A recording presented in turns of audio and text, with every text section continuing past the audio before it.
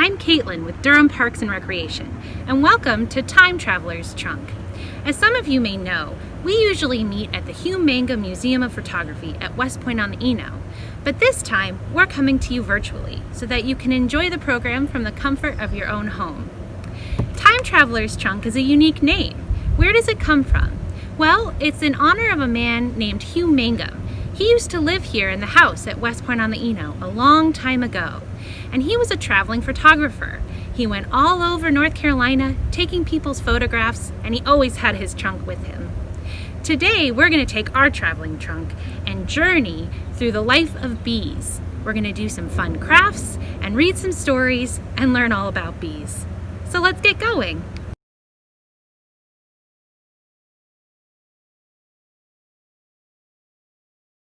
Are You a Bee? By Judy Allen and Tudor Humphreys.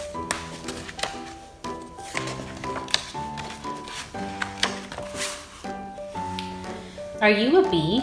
Perhaps you are a honeybee. If so, your mother is a queen. She looks like this, and she lays eggs. Your life began inside one of her eggs. When you hatch, you are not a pretty sight. You are a larva. Your older sisters bring food. Eat it and grow. Grow until you fill your cell. One of your older sisters puts a wax ceiling on your cell. Inside your closed cell, you change a lot. When you are ready, you chew a hole in the ceiling and climb out. Now you look like a bee. You have a hairy body with stripes, 6 legs and 4 wings. You have 2 feelers on your head. You have a stinger. You are not alone. You have a few hundred brothers and thousands of sisters. You live in a nest built by your older sisters.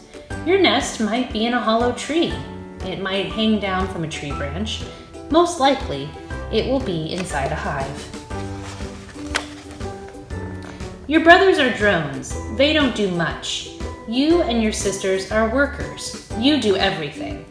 You clean the nest, feed the larva, take care of the queen, and build new cells. You fan the nest with your wings to be cool in the summer. You guard the nest to keep out strange bees. Busy, busy, busy. Leave the nest to fetch food from flowers. How will you know where to look? Your sisters will make up a dance to tell you. Watch the dance carefully. Don't worry, you'll understand it. You're a bee. There is sweet liquid in flowers. It's called nectar, and it's hidden deep inside. This is not a problem. You have a long tongue. You can reach it. You also have a special stomach to carry it in. You'll get pollen dust all over you. Scrape it off with your front legs and put it in the pollen baskets on your back legs. When you get home, your sisters will help you put the nectar and the pollen into storage cells. Mix some of the nectar with pollen to make bee bread. Leave the rest of the nectar to turn into honey. Bee bread is good to eat, so is honey. If you find a new patch of flowers, be sure to tell your sisters. How? Dance, of course. More eggs hatch. More larvae turn into bees. The nest gets very crowded. What will happen next? The old queen, your mother, leaves. She takes you and a lot of your sisters with her. Deep in the nest, a royal larva is hatching. She's in a different kind of cell, and she is fed rich food called royal jelly. When she becomes a bee, she is a young queen. She flies away and mates with drones from another nest, so that she can lay eggs. When she flies home again, she will be the new queen. Fly with your sisters. Follow the old queen. Stay together. You are part of a swarm. When the queen stops, swarm around her. Now you must build a new nest. But where? Maybe the queen will send scout bees to find a good place. Or maybe a beekeeper will find you and take you all to an empty hive. Why is the beekeeper dressed like this? in case you get flustered and try to sting. However, if your mother looks a little like this, or this, or this, you are not a bee. You are a human child. You do not have a hairy body with stripes on it. You do not have a long tongue. You do not have a stinger.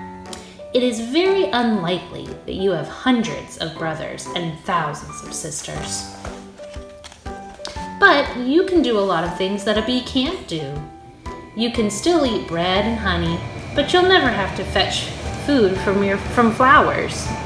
Best of all, you don't have to be busy, busy, busy all day long.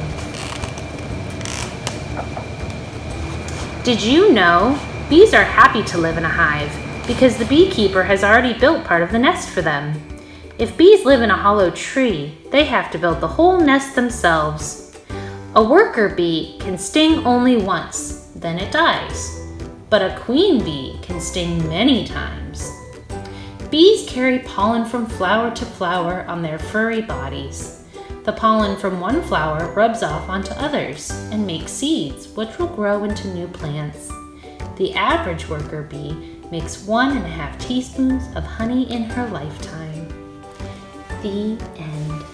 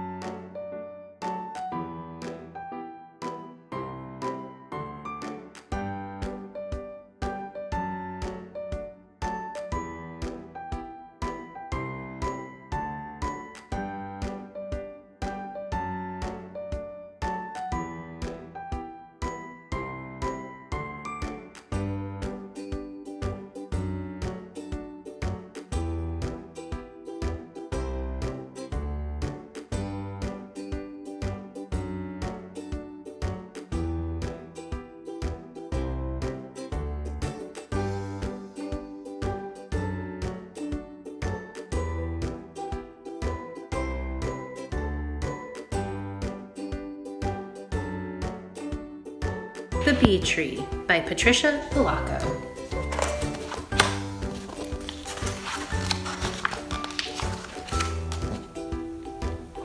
I'm tired of reading, Grandpa, Mary Ellen sighed. I'd rather be outdoors running and playing. So you don't feel like reading, huh? Feel like running, do you? Then I expect this is just the right time to find a bee tree, he said, taking down a jar and putting on his lucky hat. What's a bee tree, Grandpa? Mary Ellen asked. Well, it's where the bees make their home. It's where they keep the honey, the sweetest in the land, Grandpa chirped excitedly. But we already have honey, Grandpa, Mary Ellen said. Ah, but not honey like this, her grandpa answered with a wink. Mary Ellen and her grandpa put on their coats and went outdoors. They walked down past the hollyhocks to the garden and found bees gathering pollen from the flowers. Her grandpa carefully trapped some in the glass jar, making sure not to hurt them. When he was sure that he had enough, he smiled and leaned close to Mary Ellen. They'll take the pollen back to the hive to make it into honey, and we'll be right behind them. Then he slowly loosened the lid of the jar and let one single bee escape. It stayed on the mouth of the jar for a moment, flew straight up, then buzzed toward the cornfield. Quick now, run, Grandpa called out as he began to chase the bee. Just then, Mrs. Goblock from Down Creek Way was walking baby Sylvester in his carriage. Mary Ellen and her grandpa ran by them. We're off to find a bee tree today, Grandpa shouted. I haven't done that since I was a girl, Mrs. Goblock said excitedly. May I come too? Grandpa motioned her to follow, and the three of them were off and running. Baby Sylvester laughed out loud as his carriage bumped and bounced through the rows of corn. Honk, went a goose as it waddled after them. As they came from the cornfield and crossed Dietz Junction, Einar Tundevold came around the bend on his squeaky old bike. Where are y'all going in such a hurry? He asked. A bee tree, Mary Ellen puffed as the foursome scurried by. Chasing a bee to its tree. This I would like to do also, he said as he stood up and pedaled faster. The wheels of his bike went tweedle tweedle squeak. Their boots slapped the ground, the buggy pitched and swayed, and the goose honked as they ran after that bee. The bee swooped down, stopped, held in midair, then circled past them and headed straight for the St. Joe River. Olav Lundenhagen, while strolling on the nearby shore with the charming Herman sisters, Petra and Dorma, looked up and noticed the commotion coming toward them. Where are you all going? He called out. To a bee tree we are going, Einar Tundevold puffed as he pedaled by. Can we come too? The lovely ladies pleaded. Fast you'll have to run, Einar said. We don't care. Let's go, the three shouted as they raced after him. Slap, bump, honk, tweedle, tweedle, squeak, fomp. They all went as they sped down the road after that bee. Klondike Bertha Fitchworth, just back from an expedition in the Yukon, had car trouble next to the road. She looked up just in time to see everybody running by. You say you're after a bee tree? She shrieked. Zounds! That won't be easy, but eureka! What an adventure!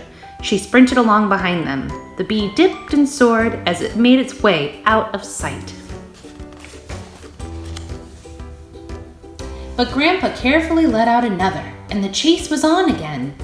The noisy, merry bunch galloped up over Birdtalk Fellow Ridge, only to run smack dab into Fiduciary Longdrop's herd of goats. The goats bleated and bucked as the people clambered through them. What ho, Fiduciary called out. You're gonna scare me goats. A bee tree, a voice called back. With that, Fiduciary tooted his flute and he and his flock joined the chase. Bounding billies, this will be great, he said on a dead run. Three traveling musicians looked up just in time to see a thundering stampede of goats, buggies, people, and bikes coming straight for them. Why are they all running, Pa? One of the boys asked his father. We're after that bee, Grandpa said, pointing at the small dot in the sky. It's leading us to a bee tree, Mary Ellen wailed as she streaked by them. "Come along," Klondike Bertha chortled as she huffed past.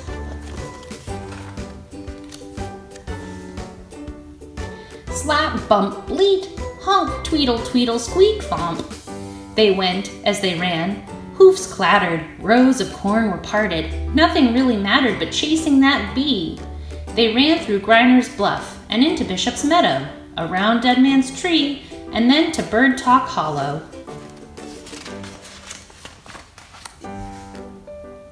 As they ran down the hollow, the bee took blinding speed and disappeared from their sight. They all stopped to catch their breath just in front of Dunk's woods. Grandpa handed the jar with the last bee in it to Mary Ellen, and she let it out. Sure enough, it flew straight and low, right into Dunk's woods. "It's the bee tree," Grandpa whispered. "That's where the honey will be. But we'll need plenty of smoke."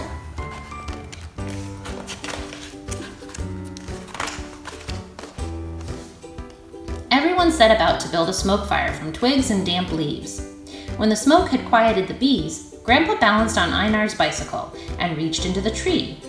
As he pulled out small pieces of honeycomb, he dropped them into some of baby Sylvester's spare clean diapers that Klondike Bertha was holding. Mary Ellen tied them into neat little bundles, and Mr. Lundenhagen put them into the baby carriage. The musicians played merrily as the Herman sisters danced. Grandpa invited everyone back to the house for baking powder biscuits, fresh brewed tea, and of course the honey. There was music, dancing, tall tales, and ruckus laughter as they all buzzed about the sweet adventure of that day. Grandpa took Mary Ellen inside, away from the crowd. "Now, child, I'm going to show you what my father showed me, and his father before him," he said quietly. He spooned the honey onto the cover of one of her books. "Taste," he said, almost in a whisper. Mary Ellen savored the honey on her book. "There is such sweetness inside of that book, too," he said thoughtfully. "Such things, adventure, knowledge, and wisdom. But these things do not come easily. You have to pursue them, just like we ran after the bees to find their tree. So you must also chase these things through the pages of a book." Then he smiled and hugged her.